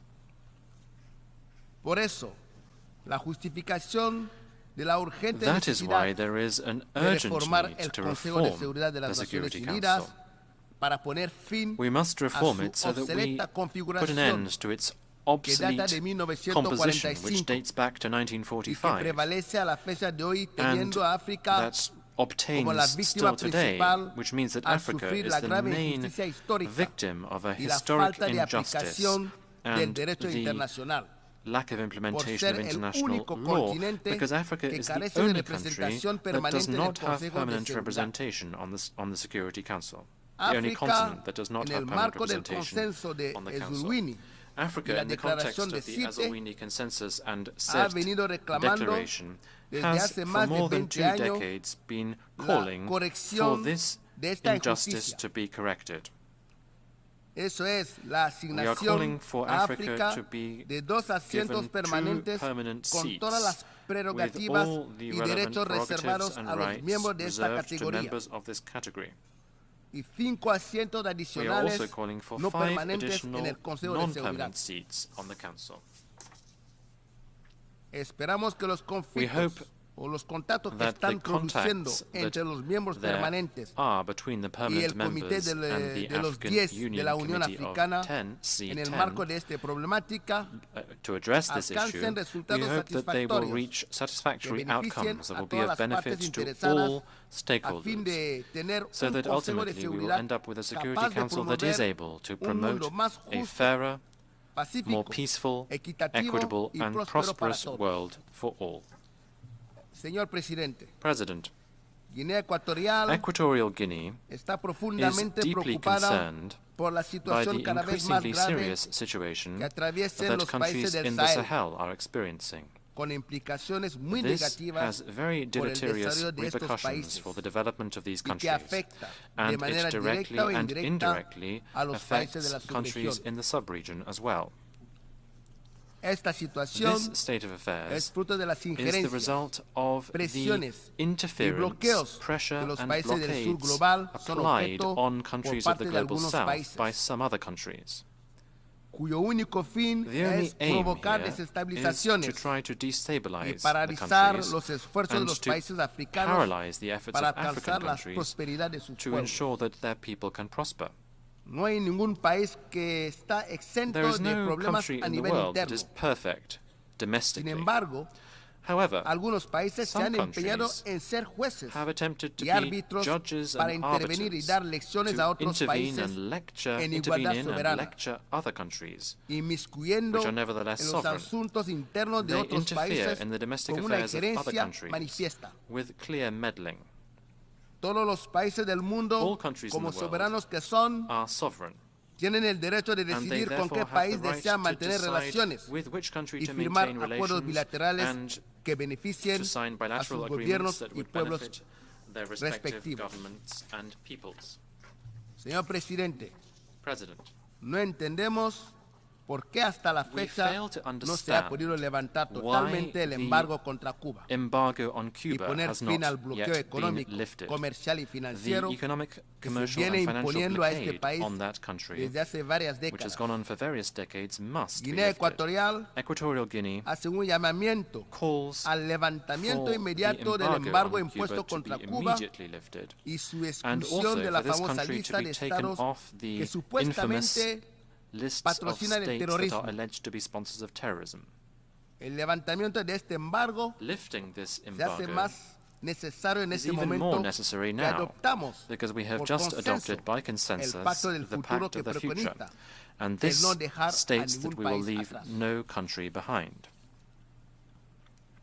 Está más que claro que las economías africanas pueden convertirse en participantes importantes en las cadenas mundiales de global supply chains. aprovechando sus vastos recursos de materias primas necesarias para los sectores de la alta tecnología y sus propios mercados de consumo en crecimiento.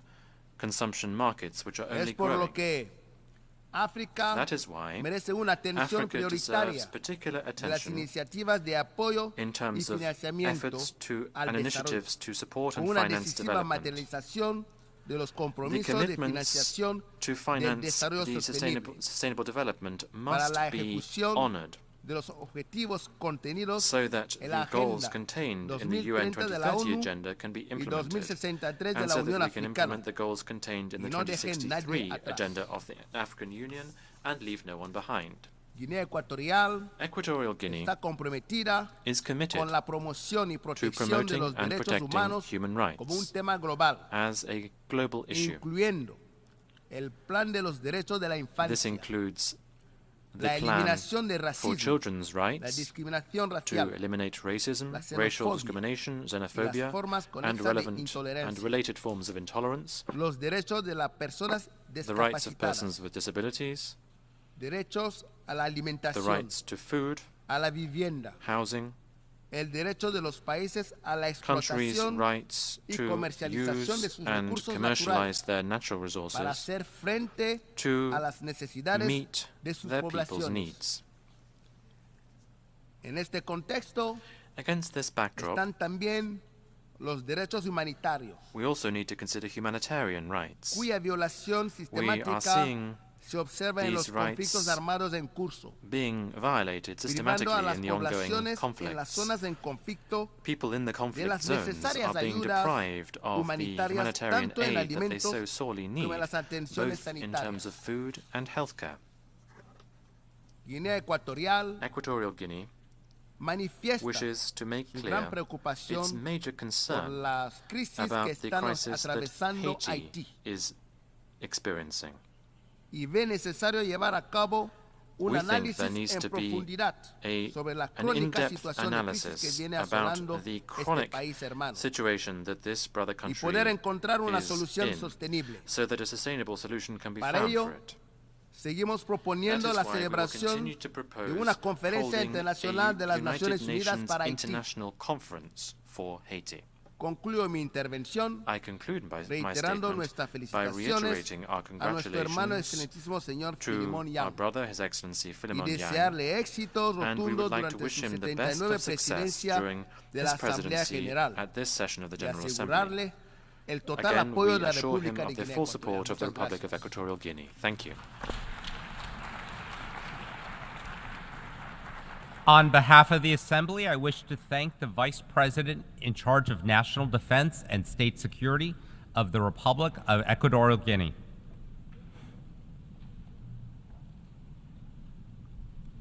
The Assembly will hear an address by Her Excellency Uduch Sengabao Senor, Vice President and Minister of Justice of Palau. I request protocol to escort Her Excellency and invite her to address the Assembly.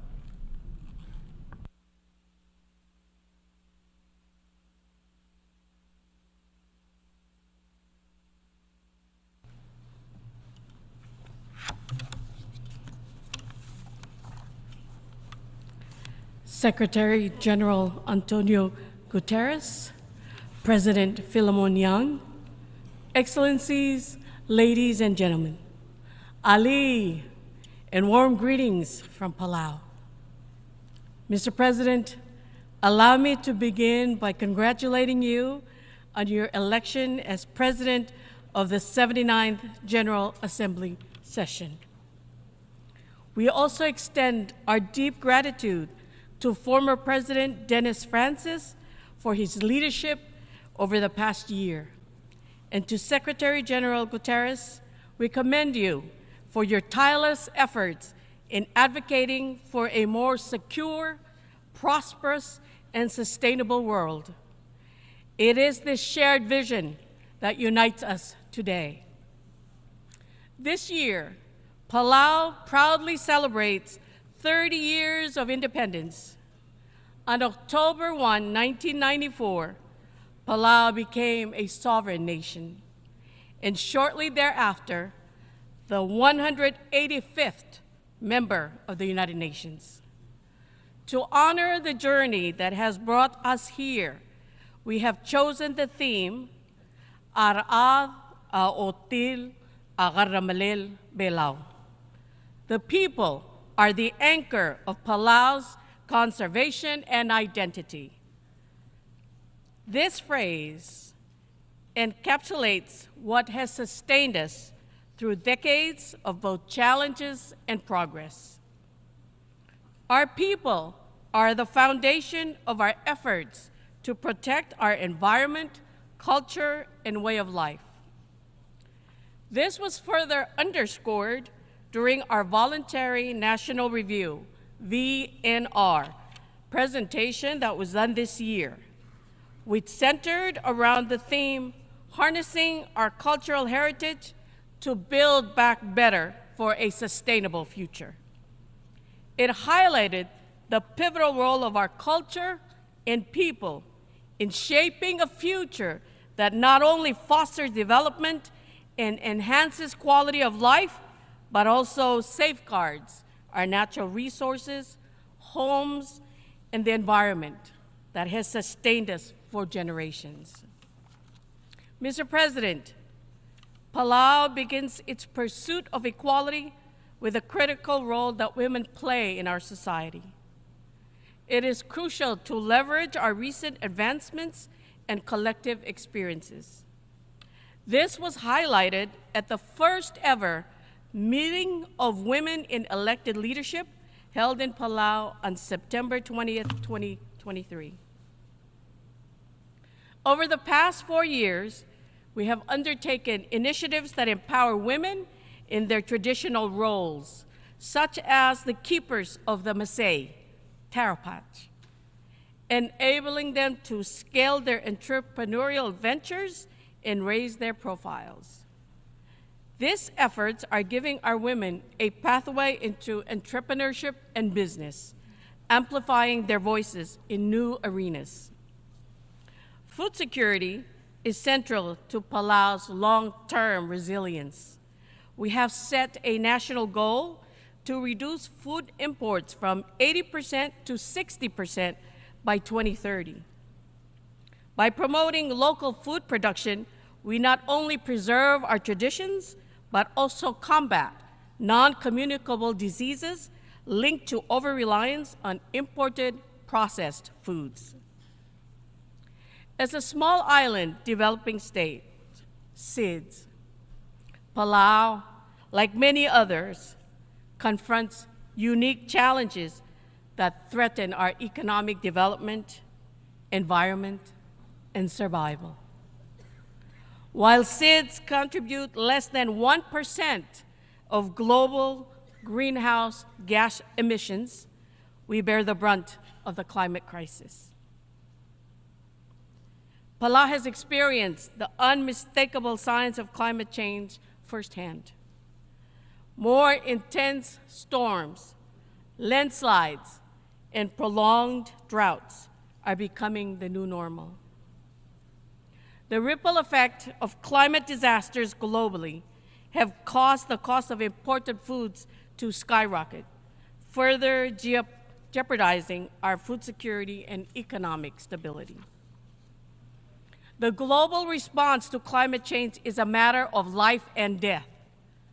Through the Paris Agreement and other international frameworks, we have underscored the vulnerabilities of island nations like ours. One of the most urgent challenges for SIDS is sea level rise. Many of our islands sit just a few meters above sea level, leaving us vulnerable to coastal erosion, flooding, and storm surges. This is not only a present threat, but an existential crisis for future generations.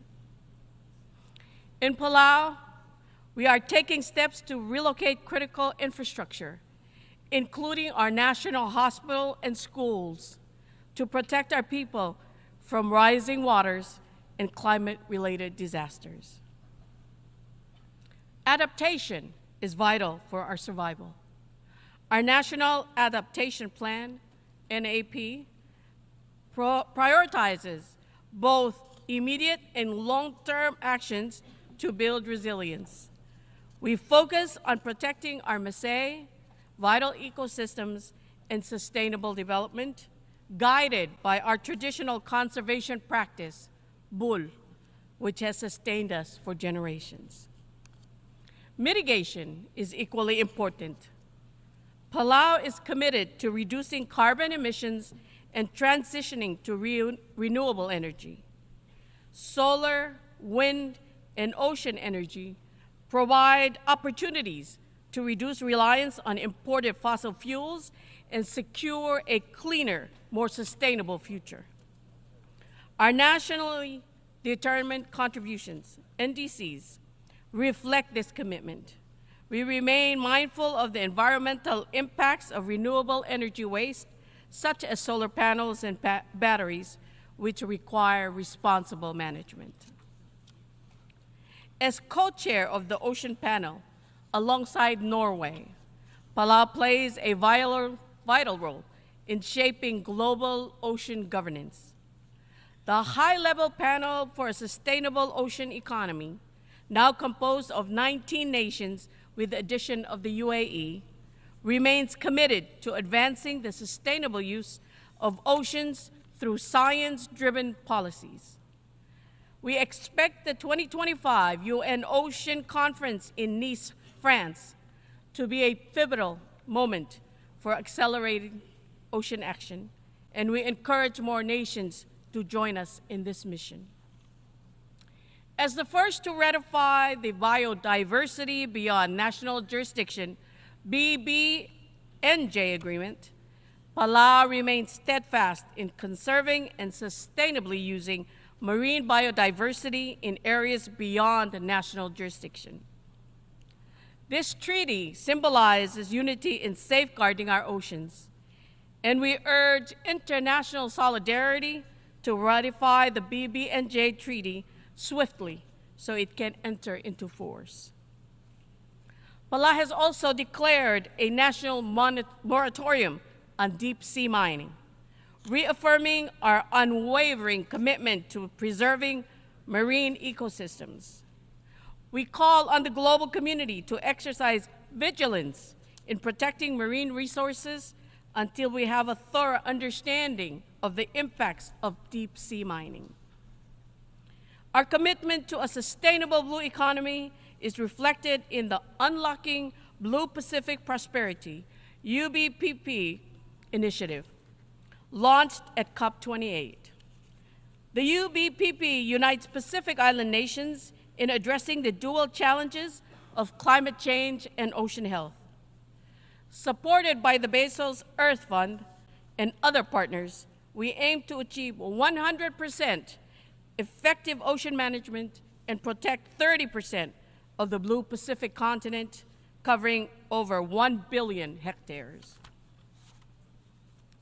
Mr. President, Palau is set to assume the chair of the Alliance of Small Islands Developing States, AOSIS, from 2025 to 2026. We are committed to leading the group of 39 member states in advancing the Antigua and Barbuda Agenda for SIDS, ABAS, ensuring that our voices remain central in global discussions. Our priorities will include expanding access to climate finance, strengthening resilience, and promoting a sustainable future for all island nations. Mr. President, Palau highlights the importance of the Multidimensional Vulnerability Index, MVI, in assessing the challenges faced by SIDS. Traditional metrics like GDP do not capture the economic and environmental shocks that disproportionately affect our nations. The MVI offers a comprehensive assessment to help us advocate for the support we need from financial institutions and global partners. Mr. President, we must address the urgent need for Security Council reform. The world has changed dramatically since the United Nations was founded, and the Security Council must evolve to meet today's realities. Equitable representation, including permanent and non-permanent members, is essential. We support Japan's bid for a permanent seat and believe that SIDS should also be represented on the Council to provide a voice for those on the front lines of global challenges. Finally, we continue to strengthen our national security through partnerships with allies, including the United States, Australia, Japan, and Taiwan. As Vice President and Minister of Justice, I emphasize the need for robust law enforcement and maritime cooperation frameworks. With Interpol membership and enhanced cyber defense capabilities, we are better equipped to protect our borders and our people. Palau reaffirms its strong and enduring relationship with Taiwan and calls for its meaningful participation in international organizations. Taiwan's exclusion undermines the principles of inclusivity and cooperation that the United Nations represents. UN General Assembly Resolution 2758 does not preclude Taiwan's involvement in efforts related to the Sustainable Development Goals, and we urge this Assembly to support Taiwan's rightful inclusion. Today, I stand before you with a call to action. We must unite to confront the existential threat of climate change, protect our oceans, and ensure that no nation, no matter how small, is left behind. We must prioritize science, conservation, and the well-being of our people. As President Whipps said earlier this year, The road ahead requires unity, resilience, and collective action. Palau cannot mitigate the climate crisis alone. We need global cooperation to reduce emissions and safeguard our planet for future generations. Komsulang, I thank you.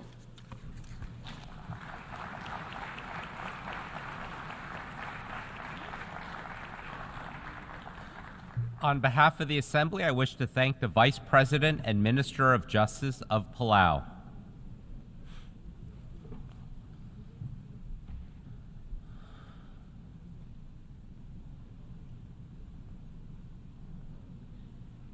The Assembly will hear an address by His Highness Sabah Al-Khaled Al-Sabah, Crown Prince of the State of Kuwait. I request protocol to escort His Highness and invite him to address the Assembly.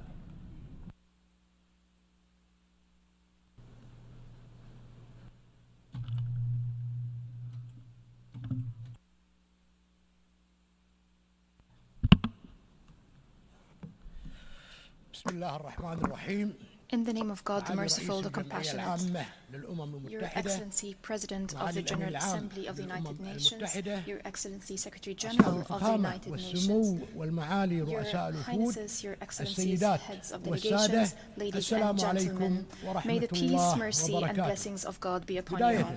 Allow me to convey to you the greetings of His Royal Highness, the Emir of the State of Kuwait, Sheikh Mishael Al-Ahmed Al-Jaber Al-Sabah. May God protect him.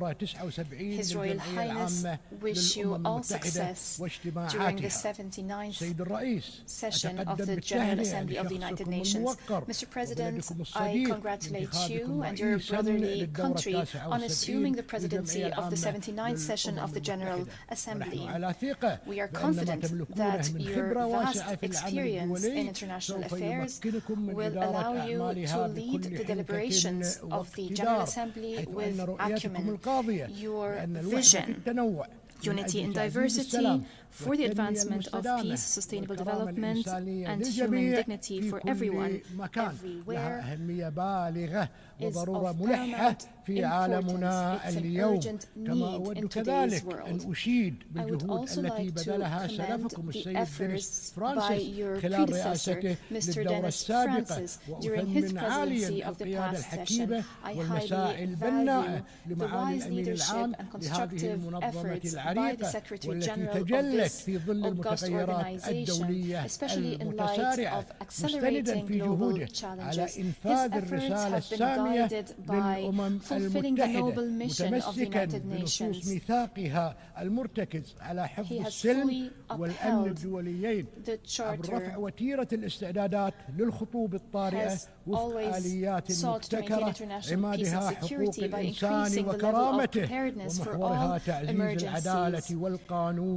Through setting up innovative mechanisms whose pillars are human rights, dignity, strengthening justice and international law. Mr. President, the effectiveness of this organization, the productivity of this organization is a responsibility to be borne by all member states and international community to address all challenges. Over the past few days, the Summit of the Future was convened, which mirrored the reality of today's world. The summit shed light on grave challenges that require a moment of reflection and a genuine and serious will to reform our institutions, most notably the Security Council and international financial institutions. History is full of different milestones. We would not want the Summit of the Future to be a global milestone that is not invested in optimally. The Secretary General has worked tenaciously, which is highly commendable, for us to stop and reflect together on the path of our joint multilateral action. He has been committed to bring together the leaders of the member states to